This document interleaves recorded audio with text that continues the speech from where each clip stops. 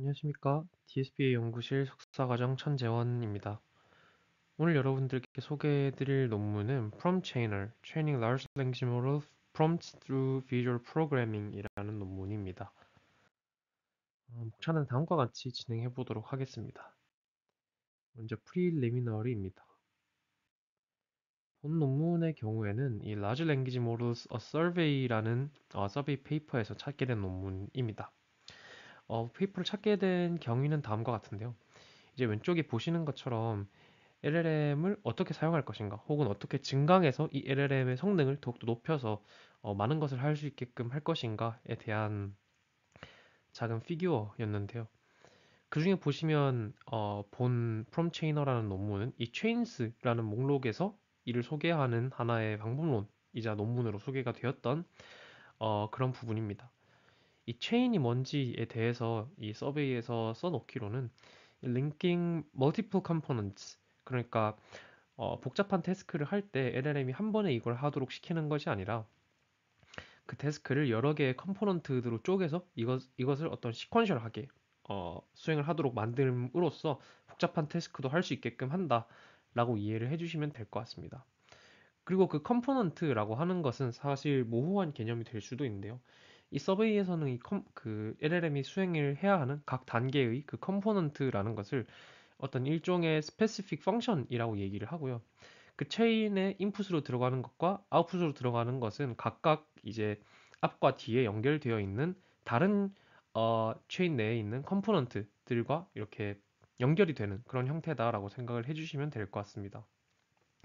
그 중에서도 이 프롬 체이너라고 하는 것은 어떻게 보면 체인을 어떻게 짜서 어떻게 뭐 성능을 높일 것인가에 대한 논문이라기보다는 일종의 그 체인을 저희가 오늘날 많이 쓰는 어떤 라마 인덱스나 랭체인처럼 좀 논코더들도 쓰기 정말 쉽게 비주얼적으로 프로그래밍을 할 수 있게끔 만들어주는 그런 일종의 HCI류 논문이다라고 생각을 해주시면 될 것 같습니다.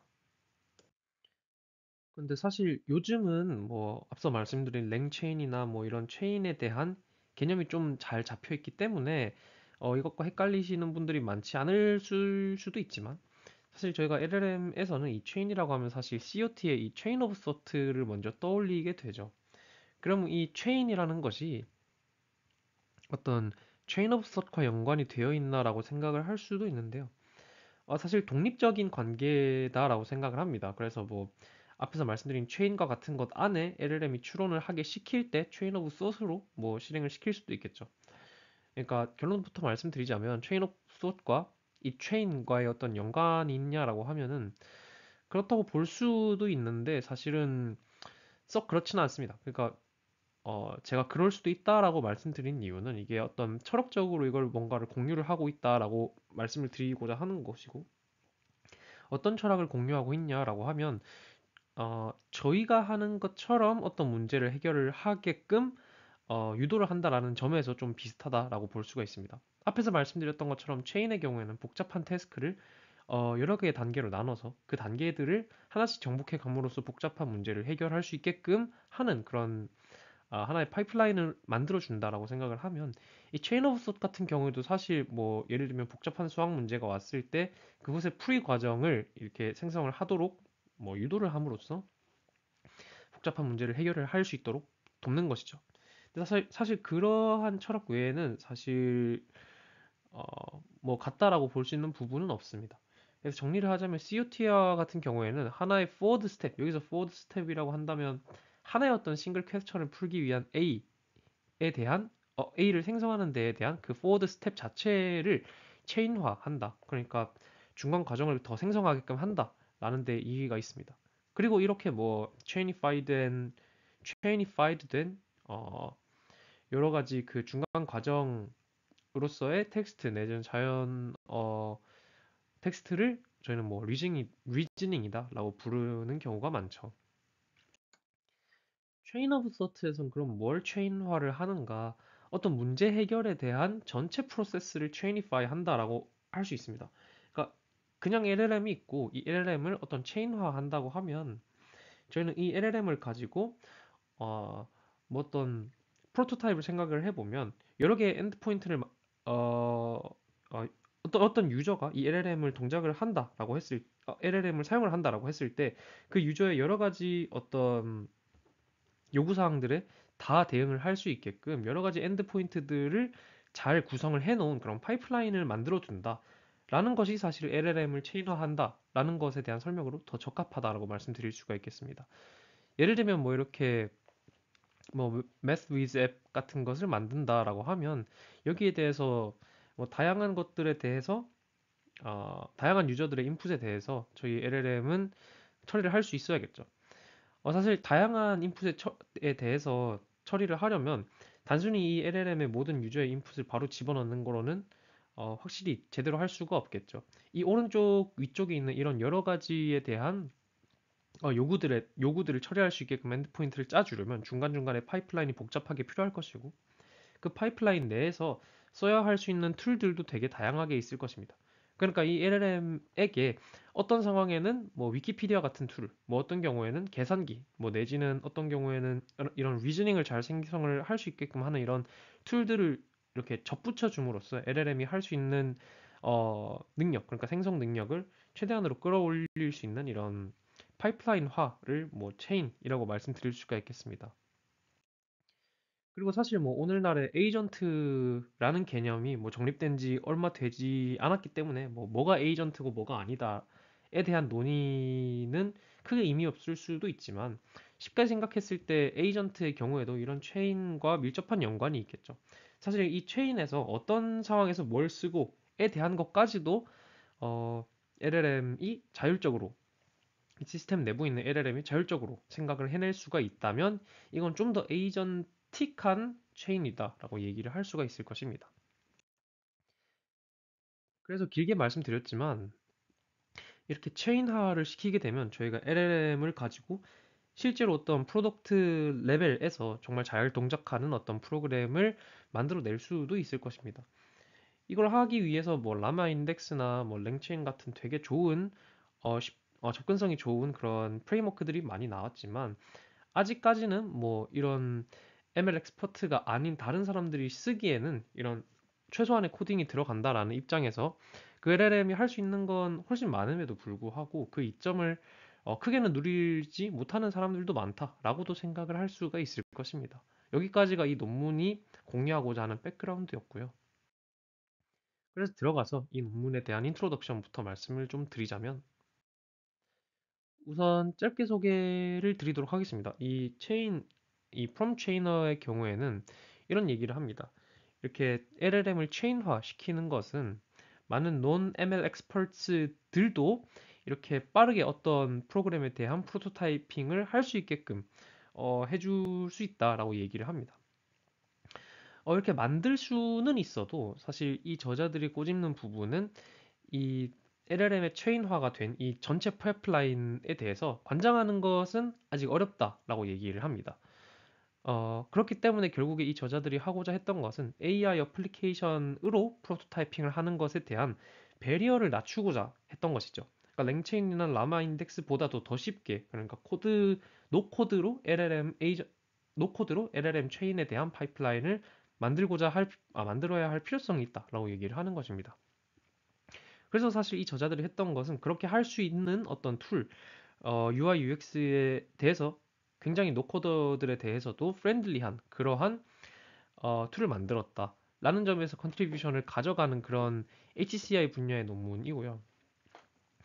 그래서 이 전체 체인 프로세스를 그래피컬한 뷰로 컨트롤할 수 있게끔 해야 한다라고 주장을 합니다.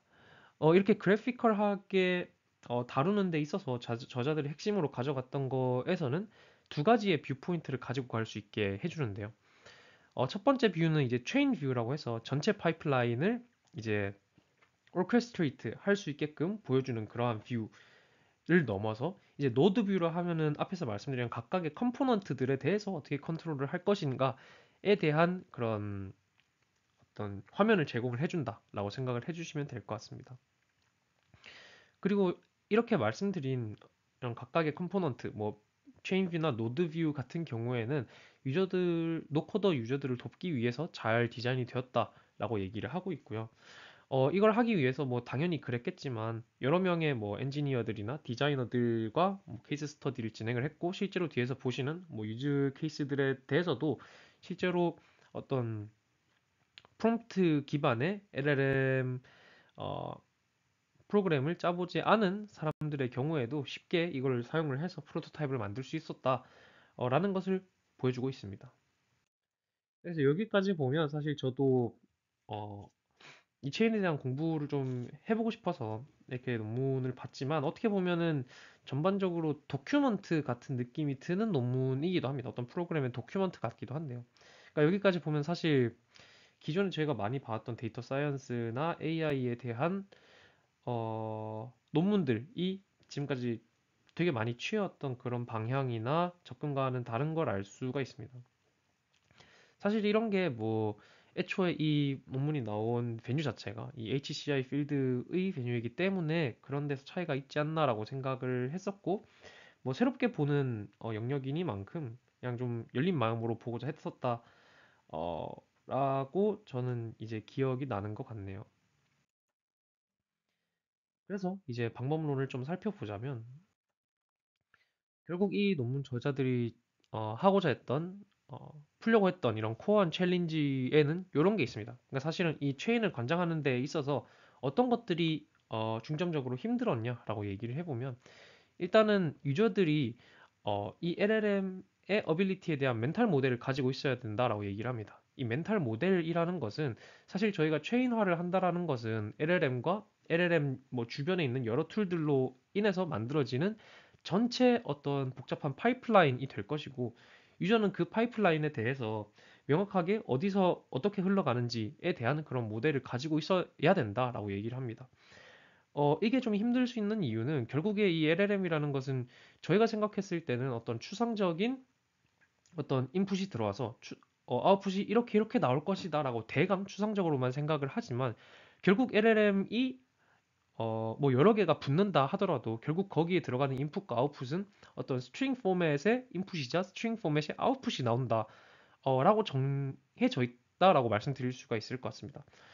결국에는 그것들로 복잡한 문제를 푼다라는 것은 그런 스트링 포맷의 아웃풋들 간에 굉장히 저희가 풀고자 하는 문제가 컴플렉스한 만큼 데이터의 프로 데이터의 트랜스포메이션 자체도 되게 복잡할 것이다라는 것이고 그럼에도 불구하고 이 전체에 대한 어떤 멘탈 모델을 가지고 있어야 유저가 쉽게 이 파이프라인화된 이 LLM 체인을 잘 조정을 할 수 있을 것이다라고 얘기를 하는 겁니다. 약간 비슷할 수도 있는데 그 두 번째 문제점으로는 이 LLM 펑션 시그니처 자체가 그러니까 불안정하다라고 얘기를 합니다. 뭐 어려운 말 같지만 사실 생각을 해보면 어떻게 보면 좀 트리비얼한 문제를 다루고 있기도 합니다. 숙련자들에게는 그렇게 문제가 되지 않을 수도 있는데요. 그러니까 저희가 뭐 어떤 인풋이 들어와서 어떤 최적의 아웃풋을 내도록 할 때 프롬프트 엔지니어링을 많이 하곤 하는데 사실 프롬프트를 뭐 세세하게 좀 그렇게 크게 바꾸지 않을 때도 있지만 프롬프트 최적화를 하다 보면은 프롬프트들을 크게 뭐 두세 단계들에 걸쳐서 바꿀 때도 있고 그럴 때마다 이 아웃풋 타입 자체가 바뀔 수가 있다라고 얘기를 합니다. 그러니까 아웃풋 타입이 바뀐다라는 것은 여기선 그냥 원래 파싱이 되던 것이 이제 프롬프트를 바꾸다가 유저가 의도치 않게 그렇게 원래 파싱이 되던 형식과 다른 형식, 다른 아웃풋 타입으로 바뀌게끔 이제 만들어질 수가 있다라고 얘기를 하는 것이고요. 그에 따라서 뭐 당연하게 그, 그 뒤에 나오는 그 스텝들에 대해서도 똑같이 나쁜 영향을 끼칠 수가 있겠죠. 그래서 결국에는 그러한 어, 프롬프트 최적화, 프롬프트를 다양하게 파이프라인 내에서 바꿈과 별개로 그 데이터 핸들링 자체가 일정해야 된다라고 주장을 하는 것입니다. 세 번째는 두 번째랑 비슷하죠. 그러니까 이러한 인스테빌리티가 쌓이게 되면 체인 내부 인스테빌리티라고 뭐 상관없을 수도 있겠죠. 그러니까 어떤 체인 자체가 실제로 저희가 이도치 않은 영향 때문에 꼬일 수가 있고 그래서 뭐 일단은 어떤 곳에서 서브 옵티멀한 아웃풋이 나올 수가 있다라는 가능성을 배제하지 않았을 때, 그러니까 어떤 것이 나올 수 있다라고 생각을 했을 때, 적어도 그것들에 대한 에러에 대한 디텍션과 디버깅이 이 복잡한 파이프라인 내에서 어느 부분에서 발생을 했고 이걸 어떻게 바꿀 것이다에 대한 그런 디텍션이 쉬워야 한다라는 것을 주장을 하는 논문입니다. 그러니까 되게 노코더 뭐 노코더로 LLM AI 프로토타입을 만들려는 분들에게 되게 유저 프렌들리한, 그러니까 초보자에게 되게 유저 프렌들리하게 만들고자 했던 노력이 여기서 좀 보이는 것을 확인을 할 수가 있었고요. 그래서 그런 것들을 하기 위해서 사실 아예 어떤 코딩 작업이 필요 없는 이런 비주얼 프로그래밍으로 LLM 프로토타입 파이프라인을 짤 수 있게끔 이렇게 만들게 되는 어, 과정이 이 프롬 체이너에서 나온다라고 말씀드릴 수가 있겠습니다.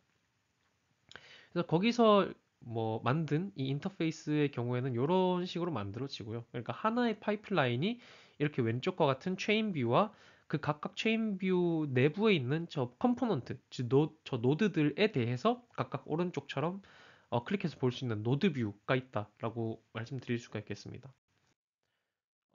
너무 당연한 말씀이지만 이 체인 뷰의 경우에는 이렇게 노드와 엣지 다이어그램을 한 번에 볼 수 있는 어, 구성이고요.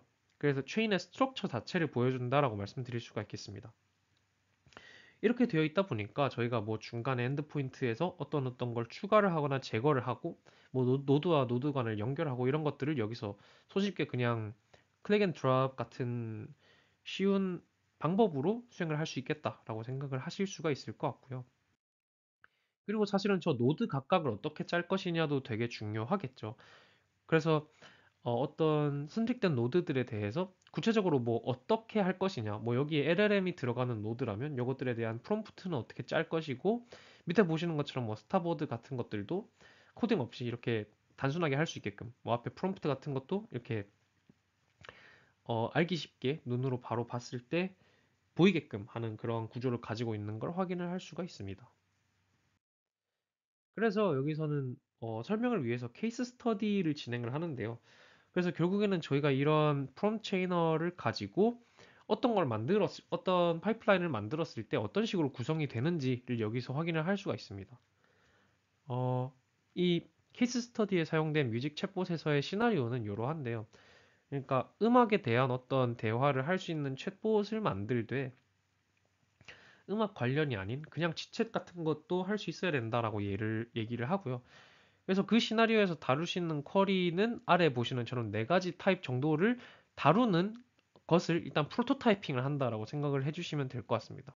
보시면 위에 있는 두 개는 음악에 관련된 것이고 밑에 있는 두 개는 어떻게 보면 취챗과 관련이 있는 부분이겠죠.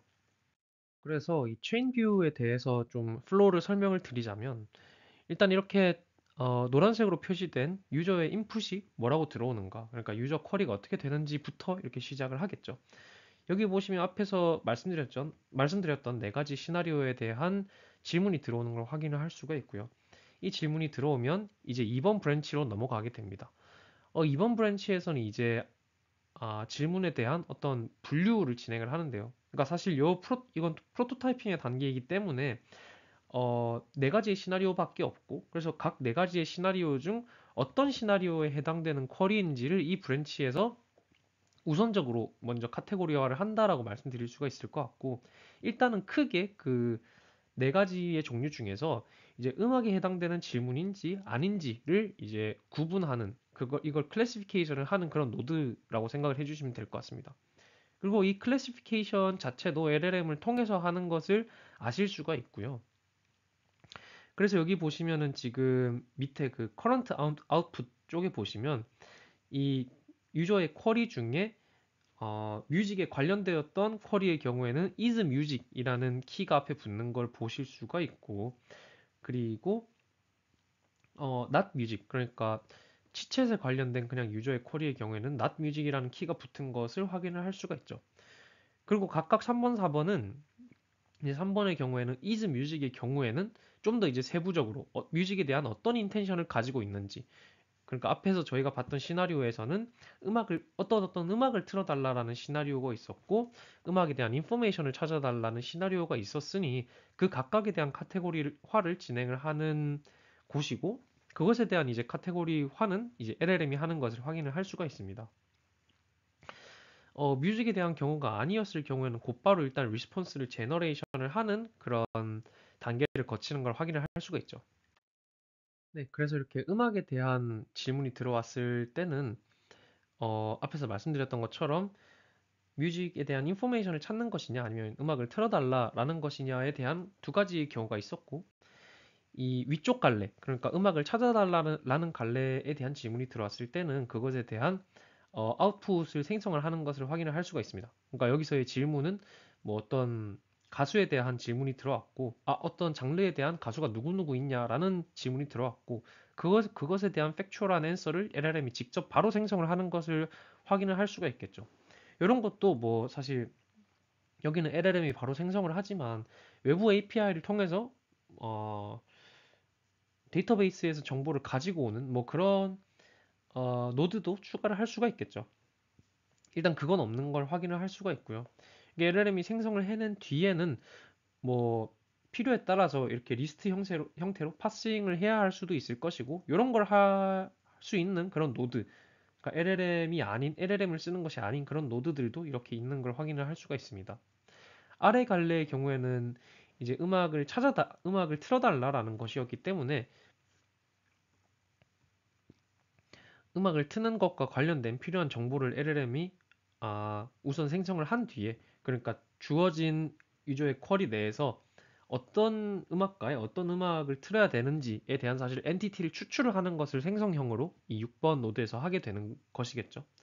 그 다음에 이걸 통해서 이 아웃풋을 받아서 이제 유튜브 API를 호출을 해서 이제 리스폰스를 하는 뭐 이런 LLM의 역할은 아니지만 외부 툴을 이렇게 사용을 할 수 있게끔 이제 필요한 노드를 만들어 놓았다라고 생각을 할 수가 있습니다.